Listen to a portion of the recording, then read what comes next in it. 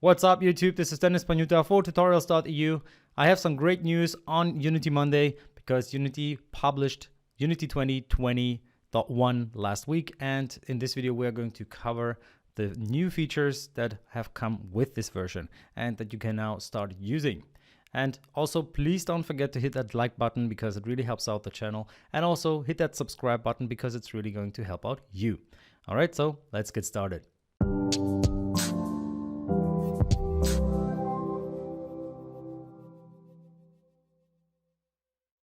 Unity 2020.1 was released last week. So let's create a new 3D project in Unity 2020.1 and check out a few features of it. The first change in Unity 2020 is that the asset store was removed from the Unity editor itself and was moved to the website only. Now you can search assets only from the official asset store website. It makes sense because the previous version of Unity was lagging sometimes when opening the asset store in the editor. The package manager is providing lots of information about the assets, like version information, images, package size, supported versions, purchase date, latest version release date, and so forth. Unity introduced a task process window concept that informs you about background processes. You can see that this task process window opens at the right bottom side of the screen and shows us the background process list. It is very useful while working on complex projects. In the new version of Unity, you can edit any prefab without leaving the current scene. Simply right-click on a prefab in the scene and select the option Open Asset in Context. The selected prefab is then highlighted in the scene window. All other assets in the scene are grayed out. Context has three models: normal, gray, and hidden. You can hide all other objects in the scene by selecting hidden mode. There is a new package manager. Go to the window Package Manager tab. This will open the Package Manager window. In Unity 2020.1, packages are divided into categories: Unity Registry, In Project, My Asset, and Unity Built-in. Now you can differentiate both verified and preview packages.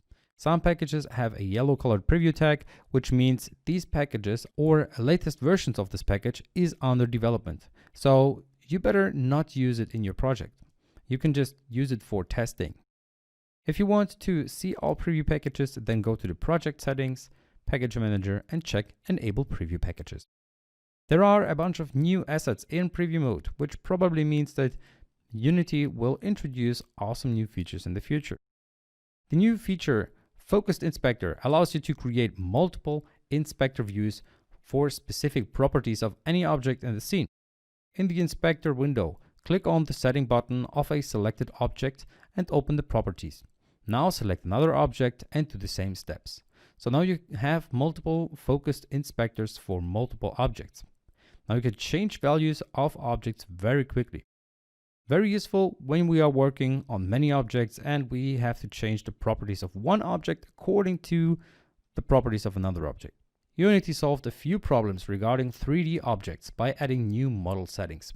After importing a new 3D character, you can change settings like bake axis conversion, real write enabled, mesh comparison, and so forth. After clicking the apply button, you will see that Unity automatically sets the axis of a 3D character. It will help you to set 3D models in a more efficient way. Quick pause. This video is sponsored by myself. I don't have a sponsor, but I create video courses that are paid because I need to make some money, right? So I hope you help me out. If you love this channel and you love the content, check out the link in the description. There is a course that you can buy, super discount in the description. But the thing is, you're not only supporting me, but you're getting something back, and you're getting a lot more back than you're paying for it, I can tell you.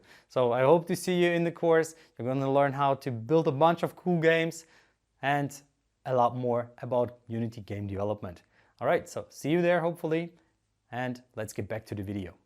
The Unity Accelerator is a software agent that allows you to share Unity editor content faster. The Accelerator coordinates asset sharing when your team is working on the same local network so that you don't need to rebuild portions of your project.